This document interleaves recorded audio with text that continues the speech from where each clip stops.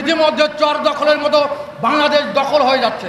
আপনারা দেখছেন ভোলাগঞ্জ সিলেটের একটা পর্যটন কেন্দ্র, সেখান থেকে রাতারাতি হাজার টাকা দিয়ে পাথর উত্তোলন করে নিয়ে যাচ্ছে, কোনো বিচার নাই। আমি মনে করি এই যে রেজওয়ানা নামে একজন পরিবেশ উপদেষ্টা আছে, এর তো 1 সেকেন্ড দরকার নেই, এখনই পদত্যাগ করা উচিত। এই ধরনের অথর্ব, এই ধরনের অযোগ্য কিছু উপদেষ্টা আজকে এই দেশটাকে একটা ধ্বংসের দ্বার প্রান্তে নিয়ে যাচ্ছে। কালকে একটা স্টেটমেন্ট দেখলাম নাসিরউদ্দিন পাটোয়ারি সাহেব, আপনি বললেন যে এদিকে প্রধান উপদেষ্টা বলল যে ফেব্রুয়ারির প্রথমেই নির্বাচন হবে, তাই যে মালয়েশিয়া সফরে গিয়েছে সেখানেও উনি এই পুনর্ব্যক্ত করেছেন। অথচ নাসিরউদ্দিন পাটোয়ারি গতকালকে বলছেন এই বাংলাদেশে ফেব্রুয়ারিতে কোনো নির্বাচন হবে না। তাহলে কারা, তাদের কত শক্তি, তারা সরকারকে টান দিতে পারে এইরকম তারা চিন্তা করছে। এইভাবে যদি চলতে থাকে, জামাতে ইসলাম বলছে পিআর পদ্ধতি ছাড়া নির্বাচন হবে না।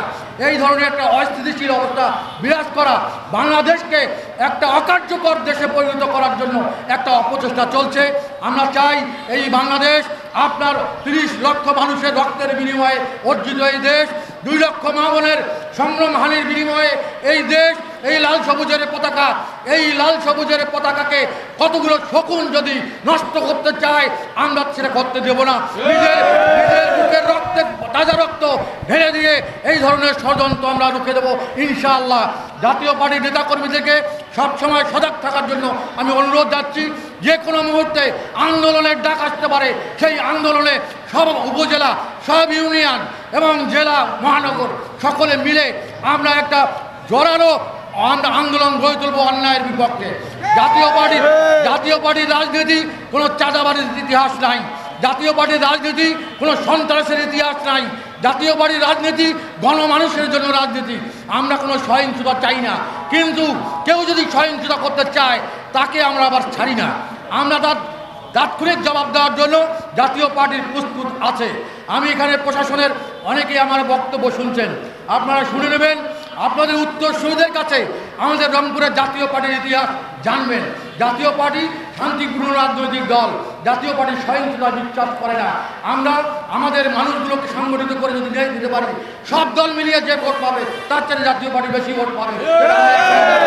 তাই আমি আজকে আপনারা এই দুর্যোগপূর্ণ আবহাওয়ায় আপনারা এসেছেন, আমি সকলের কাছে আমার কৃতজ্ঞতা জ্ঞাপন করছি। ঠিক এভাবেই ডাক দিতে হবে, এভাবেই সাড়া দিতে হবে। একদিনের নোটিশে আজকে আপনারা এখানে এসেছেন, আজকে সকাল থেকে বৃষ্টি, তারপরে বৃষ্টি আপনারা এসেছেন, আমার কৃতজ্ঞতা আপনাদের কাছে অনেক অনেক কৃতজ্ঞতা জানাচ্ছি। আজকে এই প্রোগ্রাম সফল করার জন্য আমি সবাইকে আমার অভিনন্দন জানাচ্ছি। সাংবাদিক বন্ধুগণ, আপনারা সত্য বস্তুনিষ্ঠ সংবাদ পরিবেশন করবেন। দেখছেন আজকে আল জাজিরা থেকে শুরু করে আজকে যে সাংবাদিকরা করছেন, বিরাট ঝুঁকি নিয়ে করছেন। কারো জীবনের নিরাপত্তা নাই, সাংবাদিক দিনের মধ্যে কোপায়া মারছে, তার বিচার নাই, কোনো বিচার হবে না। সাগর রুনির বিচার আজ পর্যন্ত হয় নাই। সেজন্য বলি এই দেশটা কীভাবে চলবে তার গাইডলাইন তৈরি করতে হবে। আমি সেই জন্য সকলের সহযোগিতা কামনা করে আমি সবাইকে আমার পক্ষ থেকে আবারও সালাম জানিয়ে, আর এই যে দালাল টিমটা আছে, 5-7 জন, এই দালালদেরকে অবাঞ্ছিত ঘোষণা করে আমার বক্তব্য আমি এখানে শেষ করছি।